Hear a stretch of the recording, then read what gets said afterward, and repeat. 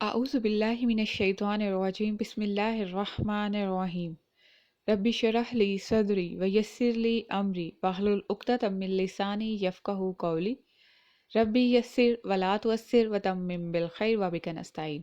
السلام علیکم ورحمۃ اللہ وبرکاتہ۔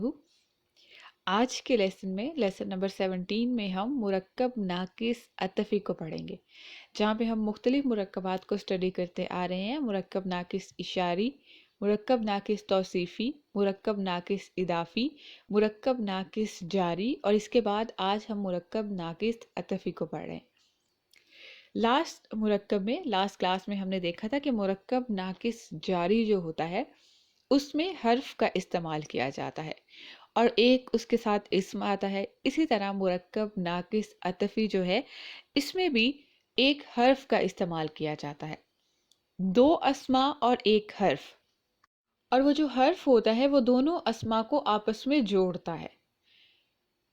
حرف عطف جو ہے، عطف کا مطلب ہی یہی ہوتا ہے جوڑنے والا، اور حرف عطف جو درمیان میں آ رہا ہوتا ہے چونکہ وہ دو اسما کو جوڑ رہا ہوتا ہے تو اس لیے اس کو حرف عطف کہا جاتا ہے۔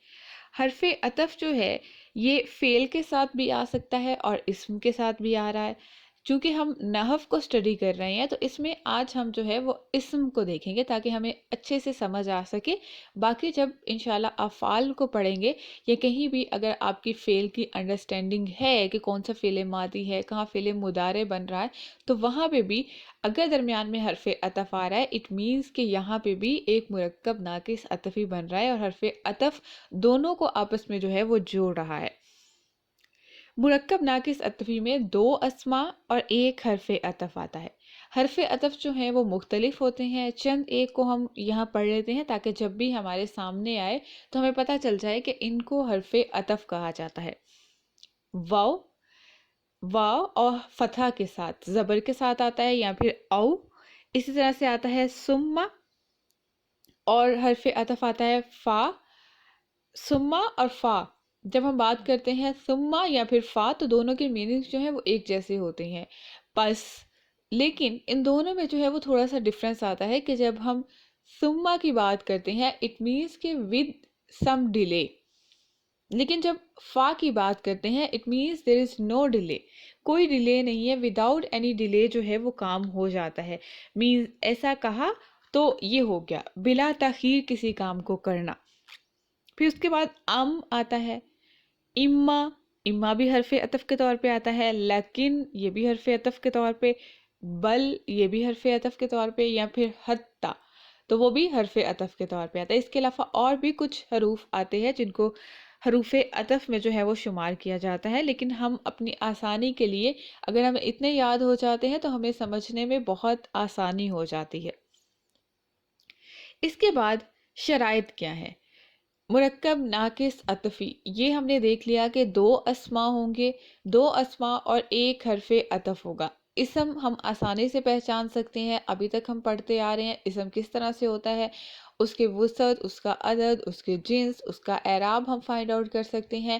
ساتھ میں حرف عطف کی تمام جو ہے وہ بھی ہم نے دیکھ لیا کہ کون کون سے حروف ہو سکتے ہیں۔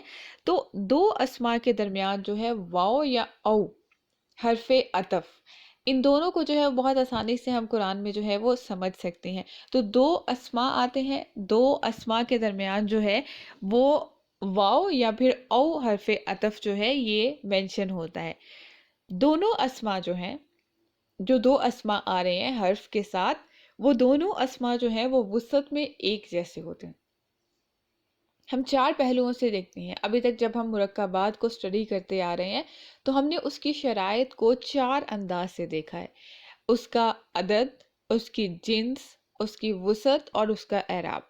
تو اگر مرکب ناقص عطفی کی بات کی جائے تو عدد کے اعتبار سے کچھ بھی ہو سکتا ہے، مینز واحد جمع کا کمبینیشن بھی ہو سکتا ہے، جمع واحد بھی آ سکتا ہے، واحد اور تثنیہ بھی آ سکتا ہے، تو یہ کمبینیشن کسی بھی طرح سے ہو سکتا ہے۔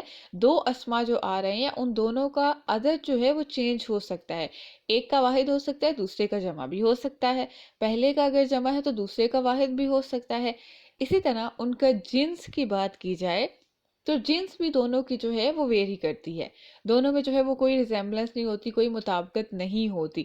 ایک واحد ہے، ایک مذکر ہے تو دوسرا مؤنث بھی آ سکتا ہے، اگر پہلے والا مؤنث ہے تو دوسرا مذکر بھی آ سکتا ہے، لیکن دو ایسے پہلو ہیں جو بالکل ایک جیسے ہوتے ہیں۔ وسعت کے اعتبار سے دونوں اسما ایک جیسے ہوتے ہیں، اسی طرح سے اعراب کے اعتبار سے جو ہے وہ دونوں اسما میں مطابقت ہوتی ہے، مینز دونوں کا اعراب اور وسعت ایک جیسے ہوں گے۔ تو جب بھی ہمارے سامنے دو اسما آئیں گے اور دو اسما اس طرح سے آئیں گے کہ ان کے ساتھ ایک حرف عطف ہوگا، اور حرف عطف جو ہے وہ دونوں اسما سے ہمیں پتہ چل جائے گا کہ کیا ان کی وسعت اور اعراب ایک جیسے ہیں۔ اگر وسعت اور اعراب ایک جیسے ہیں اور وہاں ہمیں حرف عطف بھی مل رہا ہے تو اٹ مینس کہ یہ یہاں پہ جو ہے مرکب ناقص عطفی بن رہا ہے۔ واو جو ہے، واو ہم نے جو ہے وہ حرف جر میں بھی پڑھا تھا، اس کو واو قسمیہ بول لیتے ہیں۔ اس کے علاوہ اور بھی بہت سارے واو آتے ہیں، انشاءاللہ وقت کے ساتھ ساتھ ہم ان کو بھی پڑھتے جائیں گے کہ وہ کس معنی میں آتے ہیں، لیکن یہاں پہ حرف عطف کی بات ہے۔ اب اس کی کنسٹرکشن کیسے ہوتی ہے یا ہمیں کیسے ملے گا یہ مرکب ناقص عطفی؟ ہم یہ بھی پتہ چل گیا دو اسما ہوں گے، ایک حرف عطف ہوگا، پھر اس کی شرائط بھی دیکھ لی کہ عدد اور جنس کے اعتبار سے کچھ بھی ہو سکتا ہے، وسعت اور اعراب کے اعتبار سے سیم ہوگا۔ مرکب ناقص عطفی میں پہلے ایک اسم آئے گا، پھر دوسرا اسم آئے گا، لیکن ان دونوں اسما کے درمیان جو ہے ایک حرف عطف ہوگا۔ تو یہ اس کی کنسٹرکشن کس طرح سے ہوگی؟ پہلے اسم آ رہا ہے، پھر اس کے ساتھ حرف عطف آ رہا ہے، پھر اس کے بعد جو ہے اسم آ رہا ہے۔ اب جو پہلے آنے والا اسم ہے حرف عطف سے اور حرف عطف کے بعد آنے والا اسم ہے، ان دونوں کا وسعت اور اعراب جو ہے وہ سیم ہوں گے۔ دونوں اسما کی کوئی نہ کوئی نام بھی ہوگا۔ مرکب ناقص اشاری میں ہم نے دیکھا مشارون علیہ اور اسم اشارہ، پھر مرکب ناقص توصیفی میں دیکھا موصوف اور صفہ، مرکب ناقص اضافی میں ہم نے پڑھا مضاف پلس مضاف علیہ، مرکب ناقص جاری میں جو ہے وہاں پہ ہم نے کوئی اس کو جار اور مجرور کہتے ہیں کہ حرف جار ہے اور اس کے ساتھ اس کا مجرور آ رہا ہے۔ اسی طرح مرکب ناقص عطفی میں جو پہلا اسم آتا ہے اس کو معطوف علیہ بولا جاتا ہے۔ معطوف علیہ مطلب جس کے اوپر جو ہے وہ معطوف ہوا ہے، جس کے ساتھ جوڑا گیا ہے۔ بالکل جیسے اگر ہم ایک ٹرین کی مثال دیکھیں تو ٹرین میں جو ہے وہ ایک انجن ہوتا ہے جو ایک ڈرائیونگ فورس پرووائڈ کر رہا ہوتا ہے اور اس کے ساتھ باقی اس کے باکسز ہوتے ہیں۔ تو معطوف علیہ جو ہے پہلے آنے والا اسم جو ہے یہ بالکل ایسے ہی ہے جیسے ٹرین کا انجن ہے جو کہ ایک ڈرائیونگ فورس دے رہا ہے۔ اس کے بعد حرف عطف آئے گا جو لائک گلو ان دونوں کو آپس میں جوڑ دے گا، اور پھر اس کے بعد جو ہے ایک اور جو اسم آتا ہے اس کو معطوف بولتے ہیں جس کو جوڑا گیا ہو۔ تو اس کو جوڑا جاتا ہے پہلے والے اسم کے ساتھ۔ تو یہ بالکل ایسے ہی ہے، پہلے ایک انجن آئے گا، پھر درمیان میں کوئی ہک ایڈ ہوتا ہے یا کسی بھی طرح سے ان دونوں کو کنیکٹ کیا جاتا ہے انجن والے باکس کو، اور پھر جو ٹرین کے باقی باکسز ہوتے ہیں ان کو کسی نہ کسی چیز سے کنیکٹ کیا جاتا ہے، کسی نہ کسی چیز سے آپس میں جوڑا جاتا ہے۔ تو بالکل یہ ایسے ہی ہے کہ سب سے پہلے معطوف علیہ آئے گا، ایک اسم آئے گا، پھر اس کے بعد حرف عطف آئے گا، اور پھر اس کے بعد جو ہے وہ معطوف ہوگا۔ معطوف علیہ وہ اسم ہے جس کے ساتھ جوڑا گیا ہے، حرف عطف جوڑنے کے لیے استعمال ہوتا ہے، اور معطوف جس کو جوڑا گیا ہے۔ اور یہاں پہ معطوف جو ہے وہ تابع ہوتا ہے، مینز وہ فالوور ہوتا ہے، جو اس کو معطوف علیہ کہے گا وہ اسی کے ساتھ جو ہے وہ فالو کرے گا۔ جیسے انجن جو ہے وہ ٹرین باکس کو جہاں پہ بھی لے کے جانا چاہے وہ اسی کو فالو کرتا ہے، ایسا نہیں ہے کہ وہ کہے کہ نہیں بھئی میں اس ڈائریکشن میں جاؤں گا اور انجن جو ہے وہ جس مرضی ڈائریکشن میں جائے۔ تو یہاں پہ بھی وسعت اور اعراب جو ہے وہ معطوف کے جو ہیں وہ فالو کر رہا ہوتا ہے معطوف علیہ کو، مینز بعد میں آنے والا اسم جو ہے وہ بالکل پہلے والے اسم کو جو ہے وہ فالو کر رہا ہوتا ہے۔ اب اس کی جو ہے وہ ایک ایگزامپل دیکھ لیتے ہیں، السماوات والارض۔ السماوات والارض کو اگر دیکھتے ہیں تو دو اسما آ گئے، دو اسما میں درمیان میں جب واو آیا تو ہم نے دیکھا کہ کیا یہ مرکب ناقص عطفی ہو سکتا ہے۔ تو سب سے پہلی چیز ہم دیکھیں گے کہ کیا ان دونوں کی وسعت سیم ہے۔ السماواتی الف لام کے ساتھ ہے، ایک معرفہ اسم ہے، پھر دیکھا الارض، تو الارض جو ہے وہ بھی ایک معرفہ اسم ہے اور الف لام کے ساتھ ہے، تو ہم نے کہا کہ وسعت تو صحیح ہے، وسعت تو دونوں کی سیم ہے۔ اب اعراب بھی چیک کر لیتے ہیں کہ کیا دونوں کا اعراب بھی سیم ہے۔ تو السماواتی یہاں پہ جو ہے السماواتی جو ہے یہ بھی مجرور ہے، اسی کے ساتھ ساتھ الارض جو ہے کسرہ کے ساتھ مل رہا ہے تو وہ بھی مجرور ہے. اٹ مینس کہ یہ دونوں اسما جو ہیں وسعت اور اعراب کے مطابق سیم ہے. تو یہ جو واو درمیان میں آ رہا ہے یہ دونوں کو آپس میں جوڑ رہا ہے اور یہاں پہ ایک مرکب ناقص عطفی بن رہا ہے. اب مرکب ناقص عطفی کی جہاں پہ ہم بات کرتے ہیں تو یہ دو الفاظ کو بھی جوڑتا ہے اور دو مرکبات کو بھی جوڑتا ہے. دو الفاظ کو کیسے؟ ابھی ہم نے بات کی تھی نا کہ واحد اور جمع بھی آ سکتا ہے. تو اگر ہم مثال کو دیکھتے ہیں المال والبنون. المالو مال واحد لیا جاتا ہے، سنگولر لیا جاتا ہے. بنونا یہ جو ہے ابن کی جمع ہے اور یہاں پہ جو ہے یہ مرفوع فارم میں آ رہا ہے بنونا. اگر اسی کی ہم منصوب اور مجرور فارم دیکھیں تو وہ بنینا آئے گا. جیسے ہم کہتے ہیں نا بنی اسرائیل، تو وہاں پہ جو ہے ایک مرکب ناقص اضافی بن رہا ہوتا ہے، مضاف کی جگہ میں آتا ہے تو نون ڈراپ ہو جاتا ہے جس کی وجہ سے ہم بنی پڑھتے ہیں یا بنو پڑھتے ہیں. تو یہاں پہ جو ہے مرکب ناقص عطفی کیسے بن رہا ہے؟ درمیان میں واو دیکھا تو اب ہم نے یہ سوچا کہ ہم اس کی وسعت اور اعراب چیک کرتے ہیں کہ کیا یہ مرکب ناقص عطفی ہو سکتا ہے. سب سے پہلے اس کا وسعت چیک کی تو المالو الف لام کے ساتھ ہے، البنونا الف لام کے ساتھ ہے، تو دونوں معرفہ ہو گئے. اس کے ساتھ جو ہے اگر عدد کو چیک کرتے ہیں تو عدد المالو واحد ہے اور البنونا جو ہے وہ جمع میں آ رہا ہے، تو عدد سے تو فرق نہیں پڑ سکتا، وہ تو چینج ہو سکتے ہیں. تو پھر اس کا اعراب چیک کیا کہ اعراب جو ہے وہ کیا دونوں کا سیم ہے. المالو مرفوع آ رہا ہے، اسی کے ساتھ ساتھ البنونا اونا ساؤنڈ کے ساتھ جو ہے یہ بھی مرفوع آ رہا ہے. تو دونوں کی وسعت اور اعراب سیم ہے، اس لیے یہاں پہ یہ مرکب ناقص عطفی بن رہا ہے. اسی طرح جب بھی قرآن کی آیت کو جب ہم پڑھتے ہیں تو وہاں پہ یہی جو ہے یہ کلک کرتے ہیں ہمیں، جہاں پہ ہم نے واو دیکھ لیا، او دیکھ لیا، یا اگر ہم اس سے پہلے جائیں تو کہیں اسم اشارہ دیکھ لیا، کہیں جو ہے وہ کوئی صفت دیکھ لی، یا پھر جو ہے کوئی ایسا اسم آ رہا ہے جس کی وسعت واضح نہیں تو ہم نے کہا یہ مضاف ہو سکتا ہے، یا حرف جر دیکھ لیا. تو اس طرح سے جو ہے وہ اس کو پک کیا جاتا ہے. جن کو ابھی بھی سمجھ نہیں آ رہا کہ ہم آیت کے اندر جو ہے پریکٹیکلی کیسے دیکھیں گے، تو یہ بہت آسان سی چیزیں ہیں جہاں پہ ہمیں تھوڑا سا کلک کرتا ہے کہ ہاں یہ ہو سکتا ہے. پھر ہمیں اس کے اوپر اس کی شرائط امپلیمنٹ کرنا ہوتی ہیں کہ کیا یہ ان شرائط کے اوپر پورا اتر رہا ہے. تو اگر پورا اتر رہا ہے تو بالکل یہ مرکب ہو سکتا ہے. اسی طرح سے جو ہے اگر ہم مرکب ناقص عطفی کی بات کرتے ہیں تو یہ دو مرکبات کو بھی آپس میں جوڑتا ہے. مینس دو مرکبات آپس میں مل کے بھی ایک مرکب ناقص عطفی بنا رہے ہوتے ہیں. وہ کس طرح سے؟ اگر ہم اگزامپل کو دیکھیں تو اموالہم و انفسہم. اموالہم اگر آپ سے پوچھا جائے کہ یہ کیا ہے، کیا آپ اس کو انالائز کر سکتے ہیں؟ تو جی ہاں بالکل ہم کر سکتے ہیں.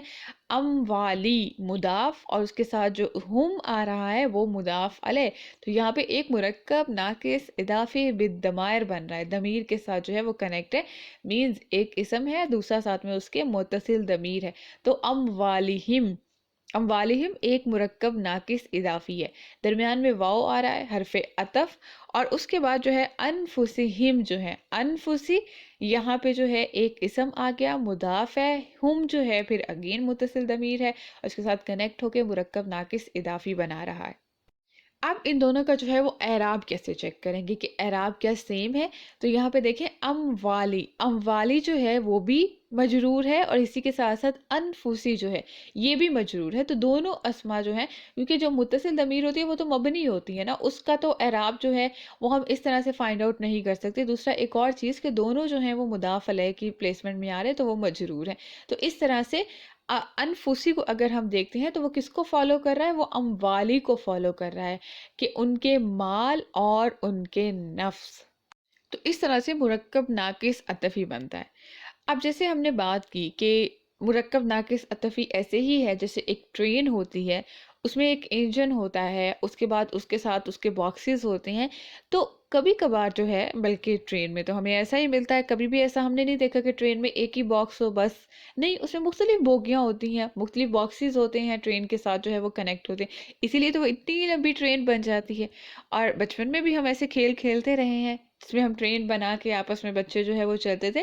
تو بالکل ایسے ہی جو فرسٹ والا ہوتا ہے بچہ اور باقی سب جو ہے اس کے ساتھ ٹرین بنا رہے ہوتے ہیں، وہ اسی کو فالو کر رہے ہوتے ہیں.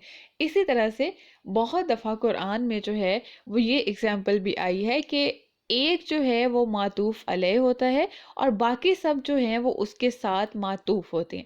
کیسے؟ جیسے ابھی ہم نے ٹرین کی اگزامپل دیکھی، تو ٹرین میں جو ہے وہ انجن تو ایک ہی ہوتا ہے جو ڈرائیونگ فورس پرووائڈ کر رہا ہوتا ہے، لیکن اس کے ساتھ مختلف اس کے باکسز ہوتے ہیں، اس کی مختلف بوگیاں ہوتی ہیں جو اس کے ساتھ کنیکٹ ہوتی ہیں. بالکل ایسے ہی معطوف علیہ ایک ہوتا ہے جو سٹارٹ میں آ جاتا ہے، پھر اس کے بعد حرف عطف ہوتا ہے، پھر اس کے بعد ہو سکتا ہے کہ بہت سارے اسما جو ہے وہ معطوف کی پلیس میں آئے، مطلب اس جگہ پہ آئے. جیسے اگر ہم بات کریں کہ المسلمین، المسلمین جو ہے لیٹ سپوز ہم نے اسے کہا کہ یہ معطوف علیہ ہے، پھر اس کے بعد واو آیا، پھر ہم نے کہا الحافظین، المسلمین والحافظین. اب اس کے بعد ہم نے کہا والمؤمنین، تو یہاں پہ دیکھیں المسلمین یہ معطوف علیہ ہوگا، پھر واو حرف عطف آیا ہے. الحافظین جو ہے یہاں پہ جو ہے یہ معطوف ہوگا، پھر ایک اور واو آیا ہے اور اس کے بعد المؤمنین جو ہے یہ بھی معطوف ہوگا. تو یہ سارے معطوف جو ہیں یہ ایک پوائنٹ کے ساتھ کنیکٹ ہیں، اور وہ پوائنٹ کون سا ہے؟ وہ معطوف علیہ کا پوائنٹ ہے. تو جو اعراب معطوف علیہ کا ہوگا وہی آگے آنے والے تمام جتنے بھی معطوف ہیں ان کا ہو سکتا ہے. تو ضروری نہیں ہے کہ حرف عطف کے بعد کوئی ایک ہی اسم آئے، اس میں اور بھی حرف عطف کے ساتھ واو کے ساتھ جو ہے وہ مختلف اسم جو ہیں وہ کنیکٹ ہو سکتے ہیں. مینز ایک معطوف علیہ کے ساتھ بہت سارے معطوف جو ہیں، ایک معطوف علیہ کے ساتھ بہت سارے معطوف جو ہیں وہ جڑے ہوئے ہو سکتے ہیں. تو یہ تھا مرکب ناقص عطفی. آج کی کلاس کی سمری دیکھ لیتے ہیں کہ آج کی کلاس میں ہم نے کیا پڑھا.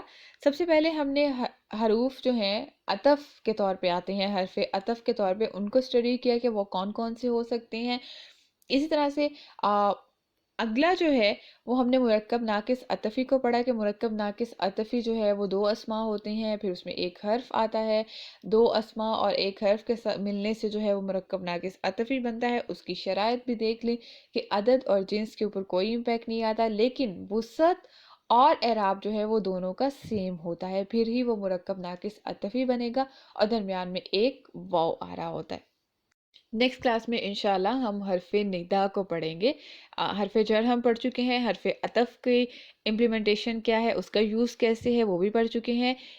ایک اور حرف جو ہے وہ جو کہ بہت امپورٹنٹ ہے، جو کہ حرف ندا ہے، قرآن میں بہت زیادہ استعمال ہوا ہے، اس کو انشاءاللہ ہم نیکسٹ کلاس میں دیکھیں گے. اپنا بہت خیال رکھیے گا. سبحانک اللہم و بحمدک، نشہد ان لا الہ الا انت، نستغفرک و نتوب الیک. السلام علیکم ورحمۃ اللہ وبرکاتہ.